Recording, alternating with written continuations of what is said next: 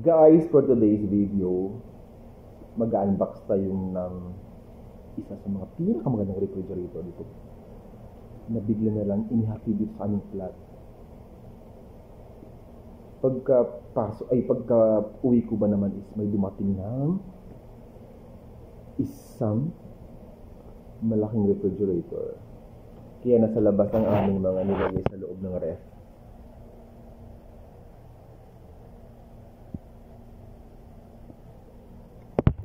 Yan ang mga bagay-bagay at mga pagkain namin sa loob ng refrigerator na kung saan abutan ko na lang na nandito sa lapag.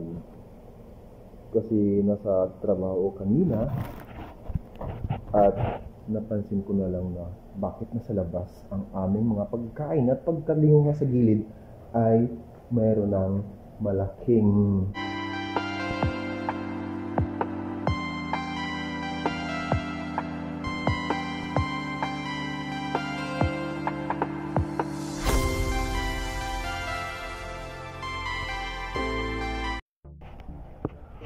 ayun na ko, di natin natapos ang aking pag-unbox sana sa isang magandang ref na dumating sa araw kahapon at naipagpatuloy ko ngayon kagud guys dahil nga sa may kakulian ng mga hindi balancing oras at kailangan natin na entertain din ang taong biglang dumating, kaya ipagpapatuloy natin ngayon kagud o guys ang pag-unbox sa ref na ito kagud.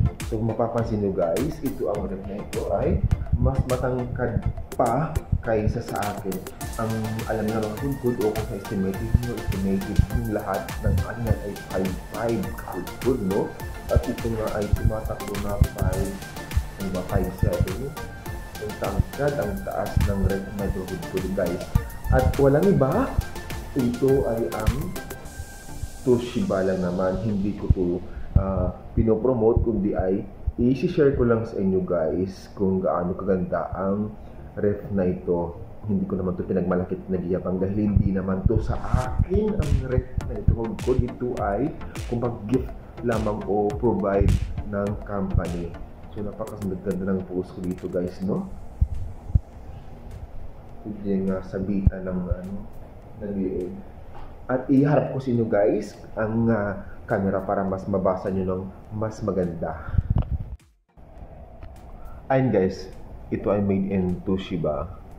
So alam naman Toshiba is kumbaga alam ko ang Toshiba is ang company ito, yung mga piyasa alam nyo naman legit ay galing Philippines. Ang Toshiba galing Pilipinas ang mga piyasa nito, legit yan. Ngunit na lang ay na-import na siya o na-export pala to the other countries at pinagbubuo-buo na siya na ref. At legit yan, ang mga piyesa ay Toshiba. Factory nito ay Philippines ang mga piyesa. So ito siya, galing siya na-deal na siya sa isang market ng Saso dito sa Saudi Arabia. So ayan siya, registration number made in Thailand, no? Thailand siya, brand name Toshiba.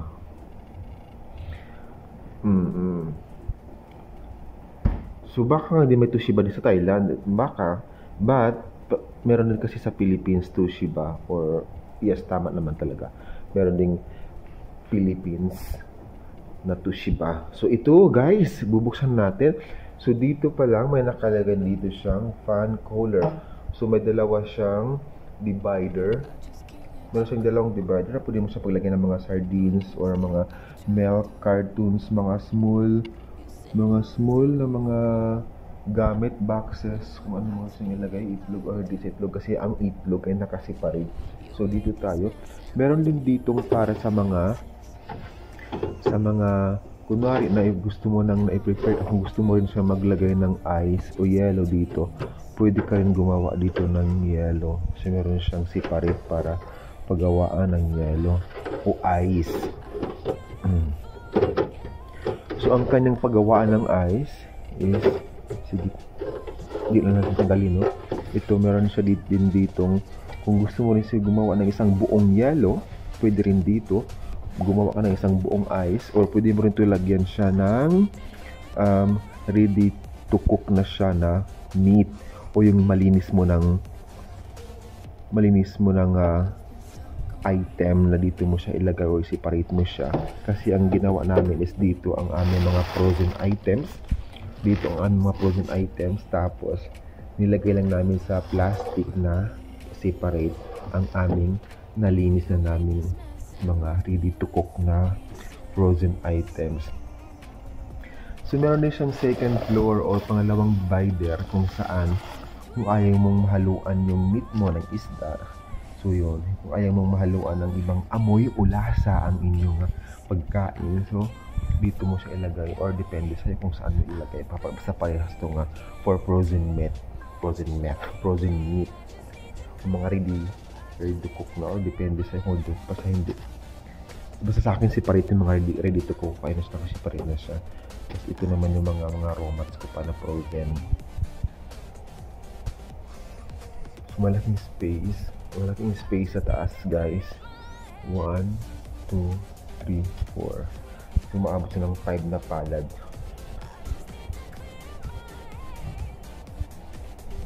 Meron din siya dito parang pasingawan. Ito yung kanyang para sa kanyang kung magtutubig-tubig. So meron siyang kung magtutubig-tubig, meron siya dito para sa tubig talaga. So hindi is aapaw dito, hindi aapaw yung tubig kasi meron ditong para sa tubig. So let's go back here. So in-use nga pala guys, di susi siya. So meron siyang susi. Actually nakasusi na sa akin yung susi. So dito mo tayo sa gilid. Meron siyang 1, 2, 3, 4, 5, and 6 sa taas guys. So meron tayo nakalagay dito, depende sa anong lagay, mga 1. At meron ding mga kung ayaw mong yung mga sensitive items o mga sensitive na mga products tulad ng mga gamot, mga ganon. So pwede siya dito kasi meron siyang takip talaga. So meron tayo dito mga ayan. So mga juice natin sa pangalawa, at pwede rin maglagay dito ng mga kung ano nung gusto mong ilagay, mga sili, mga ganun, sibuyas, kung ano gusto mong ilagay dyan. Basta sa gilid pa lang, sa door is meron siyang 1, 2, 3, 4, 5 and 6 dividers. Dito na tayo guys sa kabilang side, sa loob na sa ng rep. So meron siya ditong pang din to guys. Tulad ng mga kung meron kang gustong ilagay na bread or cake, dito mo siya lagay. Sa ngayon guys, wala pa siyang laman, pero meron, lalagyan natin ito pag nagkaroon, nakaluwag-luwag tayo ng pera para magamit naman to.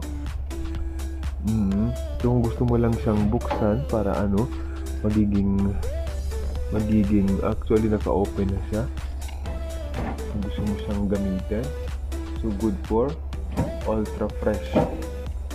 So para ma-maintain ang freshness ng iyong at hindi mahaluan ng iba pang mga items, meron siya dito sa taas. Sa pangalawa naman ay meron dito ang mga kalagay na kung ano ang temperature control, control. So meron siyang ilang divider bang meron sa loob, sa baba na sa babang side. 1, 2, 3, and 4.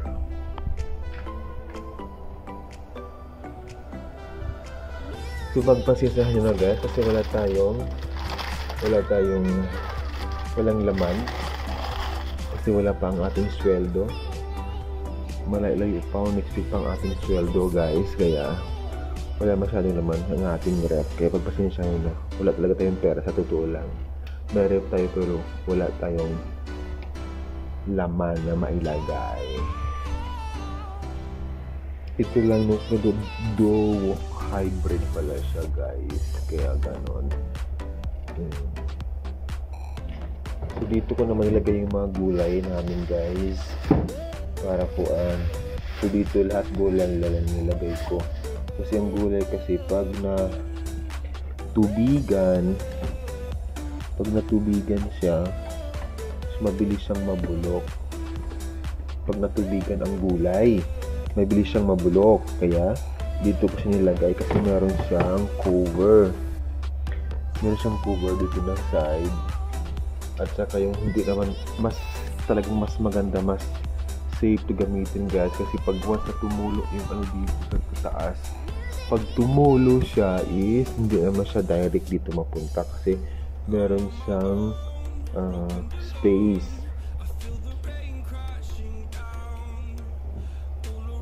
At yun nga lang naman guys, yun lang ang aking maibahagi sa ref na ito, sa refrigerator ng Toshiba. Ilang inches? Wala naman kasi nakalagay. Meron ba dito? Ito cubic feet 5'8" nga pala siya guys. 5'8". Kasi ako lang ako guys. Hindi ko alam kung tama ako ha, pero at yun lang guys, for today's video, yun lang ang aking mai-share at may bahagi sa inyo ang tungkol sa pag-unbox ko dito sa ref na ito. Ang Toshiba, made in Thailand, Toshiba brand na refrigerator. So at nakikita naman guys, no? Ayan. So kung nga 5'5" na ako, siguro ito nga ay tama nga siguro nakalagay dito na 5'8" ang taas ng ref na ito guys. At higit sa lahat, thank you for watching!